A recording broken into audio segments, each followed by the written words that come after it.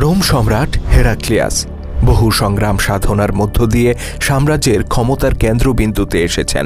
ভঙ্গুর সাম্রাজ্যকে নিজের যোগ্যতা বলে নিয়ে এসেছেন সমৃদ্ধির শিখরে, কিন্তু তার সেই গৌরব আজ যেন ধূলিসাৎ হতে চলেছে।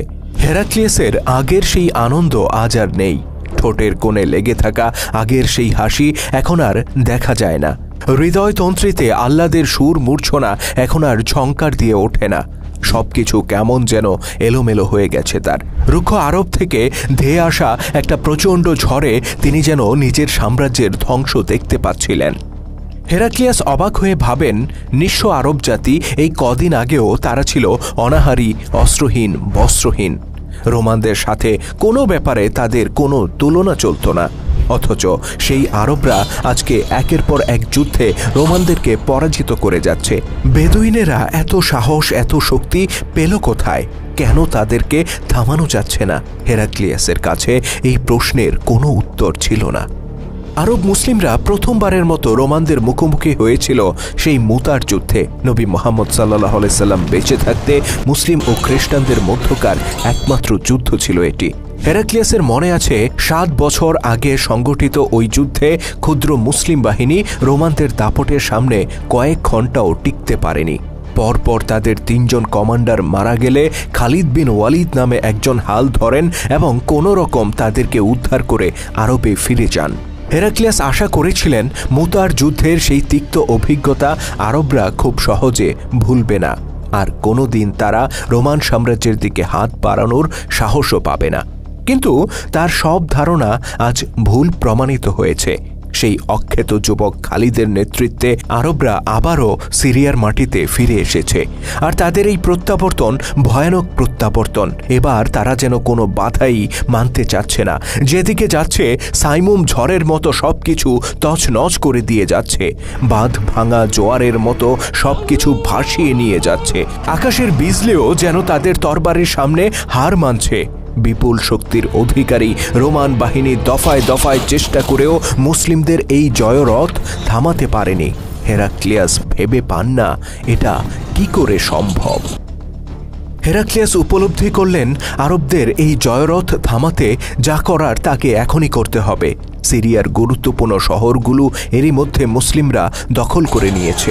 এভাবে চলতে থাকলে শ্যামের মাটিতে রোমানদের অস্তিত্বই মুছে যাবে। তিনি পাগলের মতো উপায় অন্বেষণ করতে থাকেন। হেরাক্লিয়াস উপলব্ধি করলেন আরবরা সংখ্যায় যতই কম হোক, মাঝারি আকৃতির বাহিনী দিয়ে তিনি তাদেরকে পরাজিত করতে পারবেন না। এর জন্য তাকে সর্বোচ্চ সামরিক পদক্ষেপ নিতে হবে। তিনি সিদ্ধান্ত নিলেন এবার এমন এক বাহিনী তিনি গড়ে তুলবেন যার বিশালতার সামনে মুসলিমরা অসহায় হয়ে পড়বে। এবার তিনি মুসলিমদের উপর এমন এক আঘাত করবেন যেন আরব থেকে ধেয়ে আসা এই ঝড় আরবেই গিয়ে আশ্রে পড়ে। হেরাক্লিয়াস সিদ্ধান্ত নিলেন বারবার নয়, বরং আর একবার তিনি সংঘাতে জড়াবেন, আর এটাই হবে মরুবাসী আরবদের উপর তার চূড়ান্ত আঘাত। হেরাক্লিয়াসের নির্দেশে শুরু হয়ে গেল রণপ্রস্তুতি। সাম্রাজ্যের যত গ্যারিসন, যত দুর্গ, সর্বত্র হইচই পড়ে গেল। বাঘা বাঘা জেনারেলরা সৈন্য সামন্ত নিয়ে ছুটে আসলেন সিরিয়া অভিমুখে। এদিকে পাদ্রী পুরোহিতরা নেমে পড়লেন সাধারণ খ্রিস্টানদেরকে যুদ্ধে উস্কে দিতে। ঘরে ঘরে গিয়ে তারা এই যুদ্ধকে তুলে ধরলেন ধর্মযুদ্ধ হিসেবে। লোকেরা দলে দলে ছুটে আসলো যুদ্ধে যোগ দিতে। ফল দিতে শুরু করল হেরাক্লিয়াসের পরিকল্পনা। বাড়তে বাড়তে তার সৈন্য সংখ্যা দাঁড়িয়ে গেল প্রায় 1.5 লাখে, কারো কারো মতে 2 লাখ। বিশাল এই বাহিনী সিরিয়ার দিকে অগ্রসর হতে লাগলো। আত্মগৌরব, দাপট আর অহংকারে টইটুম্বর ছিল তাদের হৃদয়। এদিকে হেরাক্লিয়াস যখন মুসলিমদের উপর একটি চূড়ান্ত আঘাত হানার প্রস্তুতি নিচ্ছিলেন, তখন সিরিয়ায় অবস্থানরত মুসলিমরা বিভিন্ন এলাকায় ছড়িয়ে ছিটিয়েছিল। সবচেয়ে বড় বাহিনীটি অবস্থান করছিল ইমেসায়। নেতৃত্বে ছিলেন আবু ওবায়দা রাদিয়াল্লাহু তাআলা আনহু। খালিদ বিন ওয়ালিদ ছিলেন তার সহকারী। রোমানদের বিপুল রণপ্রস্তুতির সংবাদ পেয়ে তারা বেশ ঘাবড়ে গেলেন। খালিদ পরামর্শ দিলেন এই বাহিনীর মোকাবেলার জন্য ইমেসা উপযুক্ত স্থান নয়, এর জন্য দরকার বড় উন্মুক্ত জায়গা। আলোচনা শেষে ইয়ারমুককে বেছে নেওয়া হলো শত্রু মোকাবেলার ময়দান হিসেবে। সিদ্ধান্ত অনুযায়ী ইমেসার মুসলিম বাহিনী ইয়ারমুকের দিকে যাত্রা করল। এদিকে বিভিন্ন জায়গায় ছড়িয়ে থাকা ক্ষুদ্র ইউনিটগুলোও তাদের সাথে যুক্ত হল। শেষ পর্যন্ত ইয়ারমুকে যখন দুই পক্ষ মুখোমুখি অবস্থানে দাঁড়ালো, তখন 1.5 লাখ খ্রিস্টান যোদ্ধার বিপরীতে মুসলিমদের সংখ্যা দাঁড়ালো মাত্র 40,000। সংখ্যার হিসাবে খ্রিস্টানরা প্রায় 4 গুণ। আর অস্ত্রশস্ত্র, যুদ্ধ সরঞ্জাম, রসদপত্রের কথা যদি বিবেচনা করা হয়, তাহলে এক্ষেত্রে দুই বাহিনীর মধ্যে কোনো তুলনা চলে না। ইয়ারমুকের প্রান্তরে দীর্ঘ প্রায় 11 মাইল এলাকা জুড়ে নিশ্চিদ্র অবস্থান নিয়েছিল খ্রিস্টান বাহিনী। আরবরা কখনো এত বড় সৈন্য সমাবেশ দেখেনি, এমনকি রূপকথার গল্পেও এত বিশাল বাহিনীর কথা শোনেনি কোনোদিন তারা। তথাপি ক্ষুদ্র মুসলিম দলটি ঘাবড়ে যাওয়ার পাত্র ছিল না। ইতিপূর্বে তারা বহুবার বহুগুণ শক্তিশালী শত্রুর বিরুদ্ধে মোকাবেলা করেছেন, কিন্তু আল্লাহ পাকের ইচ্ছায় কখনো পরাজয়ের মুখ দেখেননি তারা। ঈমানের চেতনায় উজ্জীবিত এই বাহিনীতে ছিলেন খালিদ বিন ওয়ালিদ, কাকা বিন আমর, দেরার বিন আজওয়ারের মতো অপরাজেয় যোদ্ধারা, যারা ইতিপূর্বে বহু যুদ্ধে বহু শত্রুর সর্বনাশ করে এসেছেন। তাছাড়াও ছিলেন আবু ওবায়দার মতো বিশাল ব্যক্তিত্ব, ছিলেন আমর ইবনুল আস, শুরাহবিল রাদিয়াল্লাহু তাআলা আনহু, ইয়াজিদ ইবনে আবু সুফিয়ানের মতো কমান্ডাররা, যারা কখনো বিপদে পিঠ দেখান না। ইয়ারমুকে মুসলিম বাহিনীকে সার্বিকভাবে নেতৃত্ব দেওয়ার দায়িত্ব দেয়া হয় খালিদ বিন ওয়ালিদ রাদিয়াল্লাহু তাআলা আনহুকে। যদিও আবু ওবায়দা ছিলেন এই বাহিনীর প্রধান সেনাপতি, তথাপি তিনি জানতেন এত বড় একটি যুদ্ধ পরিচালনা করার ক্ষেত্রে খালিদই যোগ্যতম ব্যক্তি। দায়িত্ব পাওয়ার সাথে সাথে খালিদ রাদিয়াল্লাহু তাআলা আনহু তার নিজের মতো করে বাহিনীকে ঢেলে সাজাতে শুরু করেন। দীর্ঘ সময় নিয়ে চলে উভয় বাহিনীর প্রস্তুতি। জীবন মৃত্যুর পার্থক্য ভুলে শত্রুর মোকাবেলায় দৃঢ় পায়ে দাঁড়িয়ে যায় মুসলিম বাহিনী। অতঃপর একদিন বেঁধে গেল যুদ্ধ, সে এক ভয়ানক যুদ্ধ। একদিকে রোমানদের সংখ্যার আধিপত্য আর উন্নত অস্ত্রের সুবিধা, অন্যদিকে মুসলিমদের ঈমানি জৌলুস আর শাহাদাতের তীব্র আকাঙ্ক্ষা। লড়াই চলতে থাকে সমানে সমান, যেন কেউ কাউকে এতটুকু ছাড় দিতে প্রস্তুত নয়। পদাতিক আর অশ্বারোহী বাহিনীর পদাঘাতে উৎক্ষিপ্ত ধুলিতে অন্ধকার হয়ে আসে ইয়ারমুকের প্রান্তর। মানুষ আর পশুর চিৎকার রেশাধ্বনি প্রতিধ্বনিত হয়ে ফিরে আসতে থাকে। এভাবে টানা 6 দিন সকাল থেকে সন্ধ্যা পর্যন্ত চলতে থাকে মানব ইতিহাসের অন্যতম ভয়ঙ্কর এই যুদ্ধ। মুসলিমদের জন্য যুদ্ধের তৃতীয় দিনটি ছিল ভয়াবহ। সেদিন রোমান বাহিনীর আক্রমণ ছিল সবচেয়ে তীব্র। যে কোনো মূল্যে মুসলিমদেরকে পরাজিত করার শপথ নিয়ে শত্রুপক্ষ সেদিন মাঠে নেমেছিল। এই সর্বাত্মক আক্রমণ প্রতিহত করা মুসলিমদের জন্য বেশ কঠিন হয়ে পড়ে। আক্রমণের তীব্রতার মুখে তাদের অনেকেই বারবার পিছু হটে আসছিলেন। এই অবস্থায় তাঁবুতে অবস্থানরত নারীরা কখনো তাদেরকে তিরস্কার করে, আবার কখনো উৎসাহ উদ্দীপনা দিয়ে ময়দানে ফেরত পাঠাচ্ছিলেন। কিন্তু এভাবে আর কতক্ষণ একটি বাহিনীর মনোবল ধরে রাখা যায়? ইয়ারমুকের যুদ্ধে এই পলায়ন উন্মুখ মুসলিম যোদ্ধাদেরকে পুনরায় যুদ্ধে ফেরত পাঠাতে যে নারীরা অগ্রণী ভূমিকা রেখেছিলেন, তাদের একজন ছিলেন আসমা বিনতে ইয়াজিদ রাদিয়াল্লাহু তাআলা আনহা। কোরাইশদের বনু আদি গোত্রের ইয়াজিদ ইবনে সাকানের কন্যা তিনি। যুদ্ধের এক পর্যায়ে আসমা উপলব্ধি করেন টানা 3 দিন ধরে যুদ্ধের ফলে রোমানদের তুলনায় মুসলিম সৈন্যরা অনেক বেশি ক্লান্ত ও বিপর্যস্ত হয়ে পড়েছে। সংখ্যায় বেশি হওয়ার কারণে রোমানরা এই সময়ে সৈন্য রদবদল করার সুযোগ পেয়েছে, আহতদেরকে সরিয়ে তাজা সৈনিকদেরকে মাঠে নামিয়েছে। কিন্তু ক্ষুদ্র মুসলিম বাহিনীর পক্ষে এই সুযোগ ছিল না। তাদের প্রত্যেক যোদ্ধা সেই প্রথম দিন থেকে আজকের দিনটি পর্যন্ত লাগাতার লড়াই করে যাচ্ছেন। এই অবস্থায় রোমানদের সর্বাত্মক আক্রমণের মুখে দুর্বল চিত্তের কিছু মুসলিম যেভাবে পলায়নের মনোভাব দেখাচ্ছে, তা যে কোনো সময় মুসলিম শিবিরে সর্বনাশ ডেকে আনতে পারে। আসমা বিনতে ইয়াজিদ অনুভব করলেন মুসলিম যোদ্ধাদেরকে উজ্জীবিত করতে হলে এই সংকটময় মুহূর্তে নারীদেরকেও আত্মত্যাগের দৃষ্টান্ত স্থাপন করতে হবে। এমন কিছু করতে হবে যা পুরুষদেরকে আরও সাহসী, উদ্যমী আর বেপরোয়া করে তোলে। আসমা সিদ্ধান্ত নিলেন তিনি আর তাঁবুতে পড়ে থাকবেন না, বরং সামনে অগ্রসর হয়ে রোমানদের মুখোমুখি যুদ্ধে অবতীর্ণ হবেন।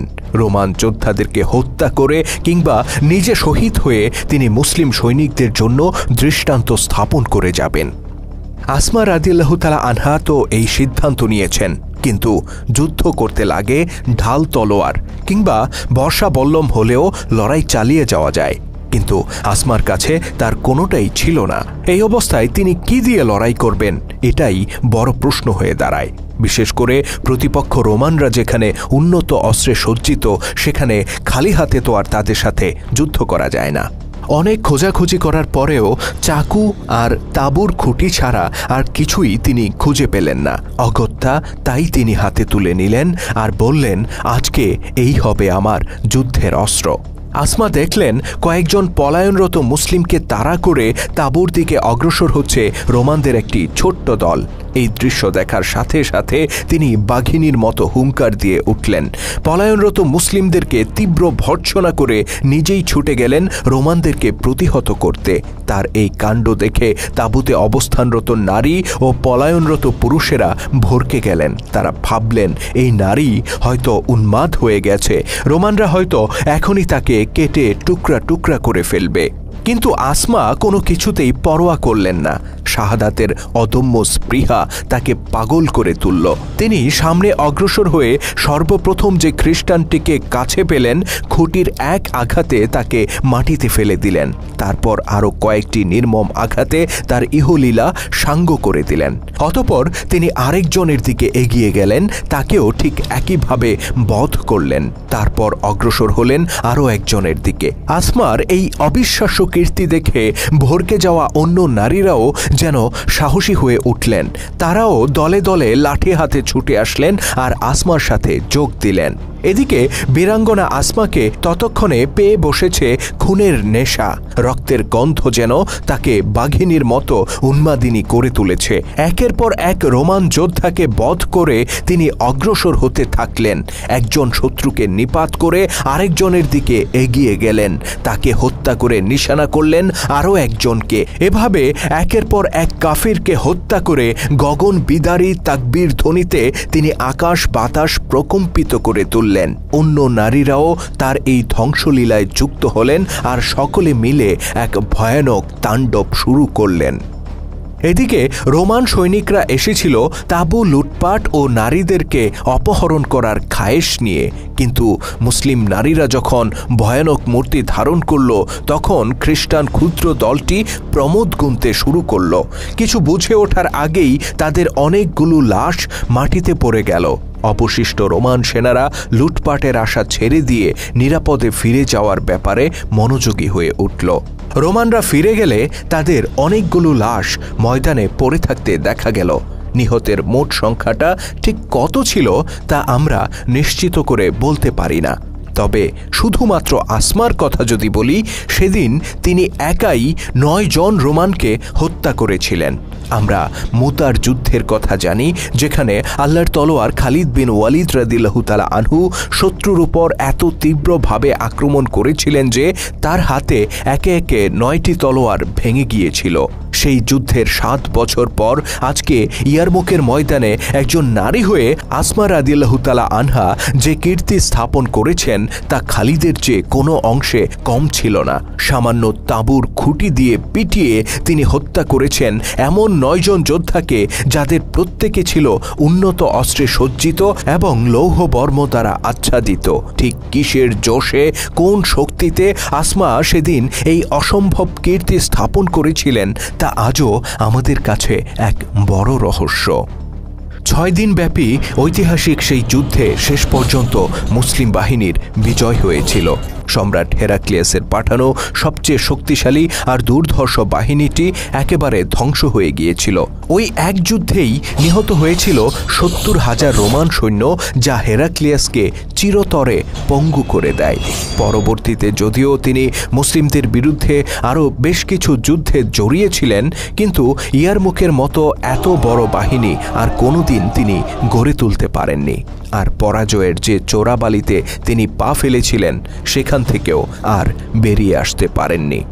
ইয়ারমুকের এই মহাবিজয়ের মহানায়ক নিঃসন্দেহে আল্লাহর তলোয়ার খালিদ বিন ওয়ালিদ রাদিয়াল্লাহু তাআলা আনহু। কিন্তু আসমা বিনতে ইয়াজিদের মতো রমণীরা সেদিন যেসব কীর্তি স্থাপন করেছিলেন তা ইতিহাস পাঠকের হৃদয়ে আজও বিস্ময়ের জন্ম দেয়। নিঃসন্দেহে তারা প্রত্যেকে ইতিহাসের এক একজন মহানায়িকা। আসমা বিনতে ইয়াজিদের মতো সাহসী নারীরা আবারও ফিরে আসবেন এই উম্মার ঘরে ঘরে। তাদের হাত ধরেই সৃষ্টি হবে এক নতুন বিপ্লব, নতুন এক রেনেসা। আজকের দিনে এটাই আমাদের সবচেয়ে বড় প্রত্যাশা।